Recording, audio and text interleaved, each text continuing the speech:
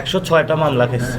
হ্যাঁ, আর মাইনু ভাই তো আমাদের ছোট থেকে বড় হইতে দেখছে, একদম হাফ প্যান্ট পরা। মানে আমি ওনার সামনে বলতেছি, প্রশংসা করবো না, মানে উনি হচ্ছে আমাদের আরামবাগের মধ্যে এমন একটা জেন্টলম্যান, উনারে যে এতবার ই করছে, এটা মানে আমাদের প্রতিটা আরামবাগ মানুষ, আরামবাগবাসী কষ্ট পেয়েছে ওনার কারণে। শুধু নিয়ে যেত এসে মামলা দিত। অনেক সময় দেখা গেছে সরকারি নির্দেশ না থাকলেও ওনারা নিয়ে যেত পুলিশ। তো যারা মামলা টামলা দিছে এরা কই? হ্যাঁ, পালাই গেছে নাকি এলাকা থেকে? আমাদের মসজিদের সাবেক সেক্রেটারি, এখনো মসজিদের সাথে সম্পৃক্ত। রমজানে ইফতারির আয়োজন হয়, তো এখানে একটা আয়োজন করা হয়েছে, ইফতারির আগ মুহূর্তে পুলিশ এসে ওনাকে নিয়ে গেছে।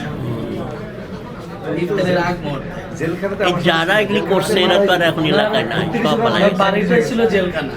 এগুলা গত 15 বছর অসংখ্য মানুষকে এভাবে নির্যাতন করা হয়েছে। জেলখানাতে যখন খোলাটা ধরছে আর ওনাকে ছুড়াতে পারি না, পরে আমরা 3 জন কোনো করে নিয়ে হাসপাতাল নিয়েছি, ট্রিটমেন্ট করাবে না জেল কর্তৃপক্ষ বলছে ওইখানে রাখেন, আমরা আসতেছি, জোর করে নিয়ে উলঙ্গ অবস্থা নিয়ে গেছে। আমার মনে হয় যে আওয়ামী লীগ আসার আগে ওনারা যদি দেখতেন ওনার বয়স হলে কি হবে, মানে এত স্ট্রং প্লেয়ারদের আগে আমাদের প্লেয়ারদের মতো লাগছে, আশ্চর্য হয়ে যাবেন ওনাদের অবস্থা। নির্যাতনের মধ্য দিয়ে শেষ করে জীবনটা একদম নির্যাতন। এই যে আমার এই যে বন্ধু ক্লাবের কর্মকর্তারা ওনার আবার ভাই, ওর ভাই রিলেটিভ একই